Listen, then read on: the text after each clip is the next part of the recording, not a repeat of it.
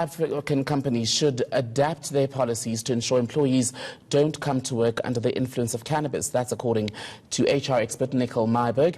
He says since the discrimination, or decriminalization at least, of the private use of cannabis, many companies have not changed their policies, but they could expand their alcohol rules to include cannabis. Myburgh is with me now in studio to talk more about these proposed changes. Nicol, very good evening to you, and thank you for coming in. I think from my reading of the introduction, you'd think I too was under the influence. What exactly about the regulations as they stand now exposes both employer and employee to risk at policy level? Well, it's mostly, when you're looking at the risk, it's mostly about the health and safety part of it. So if an employee has to use machinery on a day-to-day basis, you definitely can't come to work under the influence of any intoxicating substance. But it goes deeper than that. It's even in a normal employee's day-to-day work, whether it has to do with actual operating of equipment or just normal office tasks, it could definitely influence his productivity and his ability to do his job.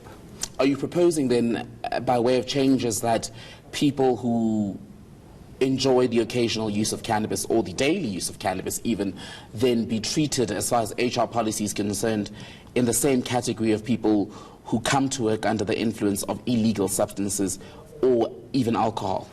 Yes, I'd actually say exactly that's the way to do it. And it comes down to it specifically, as you said, if you are under the influence. Simply testing positive for THC in your system doesn't mean that you're necessarily under the influence of it. It just means that you have used it, which you are allowed to do in your private capacity. And just on the testing itself, what are the legalities around an employer possibly testing you and I for cannabis? Because cannabis users will say to you, it stays in one's bloodstream for quite a while. So how do you then verify that I have taken or used it today? Okay, that actually makes it really interesting, because we can look at legislation governing it, and we can look at the Employment Equity Act that says it has to be a medically valid test, and the employee has to consent to that test in order to actually test the employee. But more than that, we have to look at the behavioral aspects of it to determine whether or not the employee is under the influence.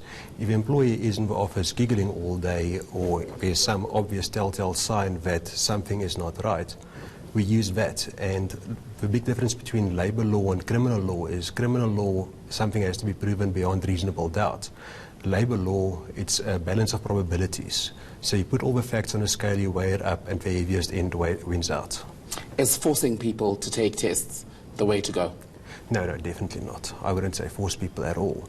I would say weigh up the facts, take it on the balance of probabilities, and prosecute or don't prosecute on that basis. Is then the changing of the HR policy around cannabis use to match that of illegal substances and even coming to work under the influence of alcohol, is it as easy as adding or amending a clause in a contract? Is that what you need to do? More than that, it has to be a collaborative process. Any policy that gets amended, it gets issued to employees. Employees get to give input on that. You can't just unilaterally make a change. But definitely that's something that should be looked at.